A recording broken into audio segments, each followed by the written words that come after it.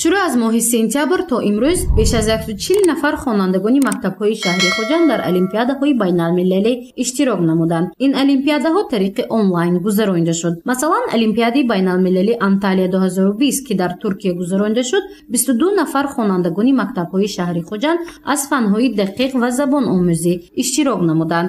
Аз байни беш аз 120 хонандагони кишварҳои дунё 14 нафар соҳиби ҷойҳои ифтихорӣ шуданд. хонандагони тоҷик 4 медали тилло, 3 нуқра ва 7 биринҷиро ба даст оварданд.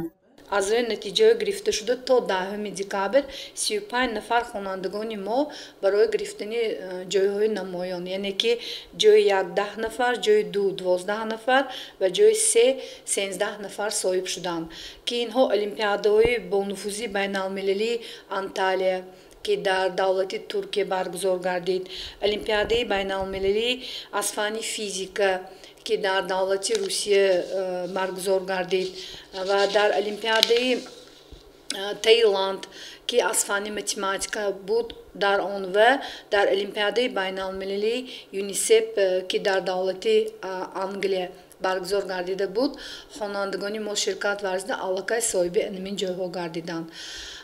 то имрӯз боз мо умедвор ҳастем ки дар минбаъда яъне ки даврҳои олимпиадаҳои байналмилалӣ онлайн ки гузаронида шуда истодааст, онҳо ба тариқи 2 давр 3 давр ва даври ниҳоӣ мегузарад. умедвор ҳастем ки хонандаҳо барои гирифтани ҷойҳои намоён сазовор мешаванд. 7 нафар хонандагон ва 2 нафар омӯзгорони шаҳри хуҷанд соҳиби тӯҳфаи пулии раиси вилояти суд Раҷаббой Аҳмадзода гардиданд. ин гурӯҳи хонандагону омӯзгорон дар озмунҳои байналмилалию ҷумҳуриявӣ фаъолона иштирок ва ҷойҳои намоёнро ишғол карданд. иқдоми тӯҳфаи раиси вилояти суд 2 сол мешавад ки дар кишвар амалӣ карда мешавад. он ба хотири ҳавасманд намудани хонандагони муассисаҳо ва дарёфти толибилмони болаёқат нигаронида шудааст. ба ғайр аз ин бо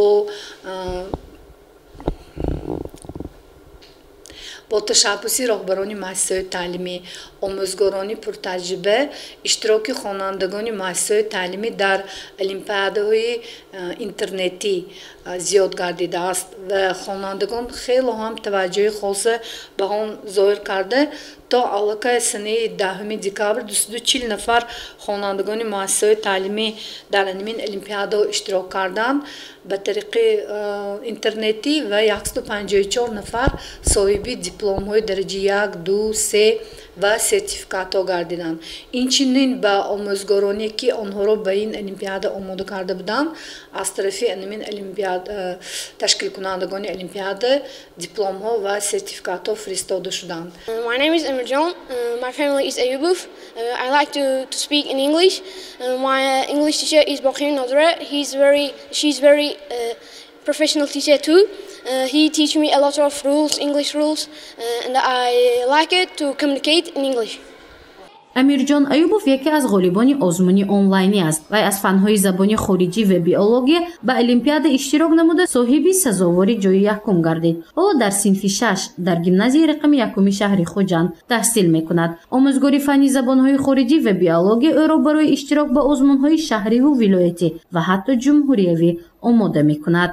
طول سالها است که من در المپیادهای بین‌المللی اشتراک می‌کنم و همه آنها فاصله‌ای بود.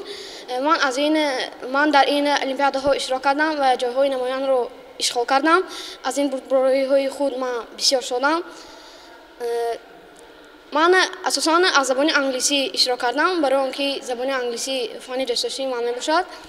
من در وقتی که من در المپیاد اشتراک کردم جای یکم رو گرفتم و باز من در دیگر المپیادهای اشتراک کرده بودم که یکی از آنها علامه بابجان غفورov بود که من در بخشی یعنی سیوم اندیشه های بابجان غفورov درباره آثارخوانی بابجان غفورov بود که من در این آزمون اشتراک کردم.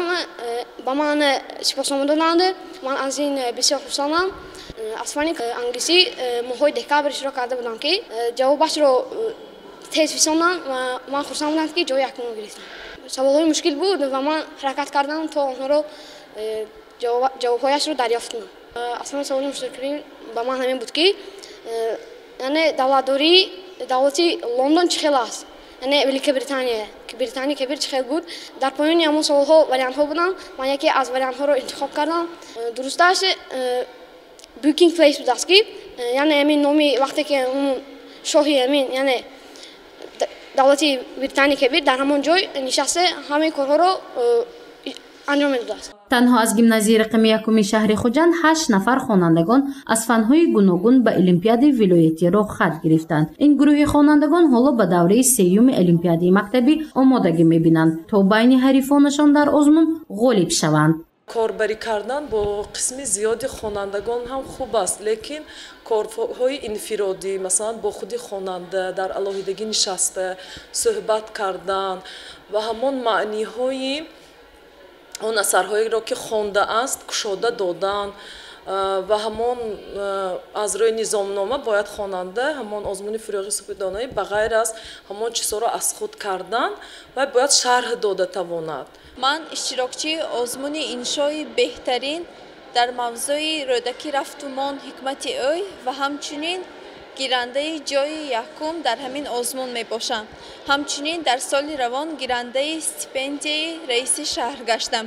خوانندگان مکتب لیسه فیزیکی متماتیکی به نام محمد عاصمی با اشتراک فعالانه به المپیاد و آزمون‌ها و به دست آوردن غالبیت در سطح شهر خوجند جای اول را صاحب شدند. در این دوره 57 نفر خوانندگان از این مکتب به المپیادهای فنی ولایتی را خط گرفتند. اشتراک فعالانه خوانندگان لیسه مذکور در المپیادهای بین المللی هم نظررس می باشد. سال روان بنابر پاندمی کرونا ویروس آنها طریق آنلاین در آزمون‌های سطح جهانی اشتراک کردند. جایها با خودی همون دولت‌ها سفر می‌کردند، لیکن امسال ایسابی آنکه فاصله‌ای با شده است. من خوانندگان ما از فن‌های بیولوژی، انفرماتیک، از فن‌های فیزیک، متماتیک در المپیادهای بین‌المللی اشتراک نموده برای گرفتن جایهای نمایان سزاوار گردیدند. همچنین باید قید کنم که امسال در آزمون تکنیکانی نوروز که ماهی امین تعطیل زمستانه در ماه ینور گذرانده شده بود، 3 نفر خوانندگان ما برای گرفتن جایهای اول سزاوار گردیدند. این هم وابسته به همین فن‌های دقیق است و بخش برنامه‌سازی تیمور خجایف، اقبال خوجه که یکی از برنامه‌سازان مشهور میباشند و یا برای گرفتن جای اول سزاوار گردیدند. عبدالرحمن خان صابیروف خواننده لیسه است و از فن متماتیک به المپیاده بین المللی اشتراک نمود. از بس که المپیاده بین المللی با زبان‌های خارجی برگزار می شود، عبدالرحمن خان با همسبقانش با زبان روسی و انگلیسی آمادگی می بینند. از این راه خوانندگان هم به فن‌های دقیق و هم زبان آموزی بیشتر مراغ ظاهر کردند. در این المپیاد 20 دولت 146 گروه و 1006 نفر اشتراک نمودند و اون المپیاد طریق آنلاین گذران شد که معلمه ها کاری ما را طریق کامره نظارت کردند. از کتاب های بین المللی که با زبان انگلیسی و روسی تنها نوشته میشد از همونها استفاده برده تحصیل خود را ادامه میدهیم و میخواهیم تا آخر سال 2021 به مقصد خود که در المپیاد جا گرفتن را سزاوار کرد. بیش از 200 نفر خوانندگان شهر خوجند به المپیادهای فنی ولایتی را خط گرفتند. سال خوانشی گذشته 7 نفر خوانندگان مکتب‌های شهر صاحب مدال، 4 نفر با مدال طلا و 3 نفر با مدال نقره مکتب را ختم کردند و شهادتنامه ختم اعلا را صاحب شدند. گزارش مفنوشکور و نعیم جان ایوب برای برنامه اطلاعاتی خبر.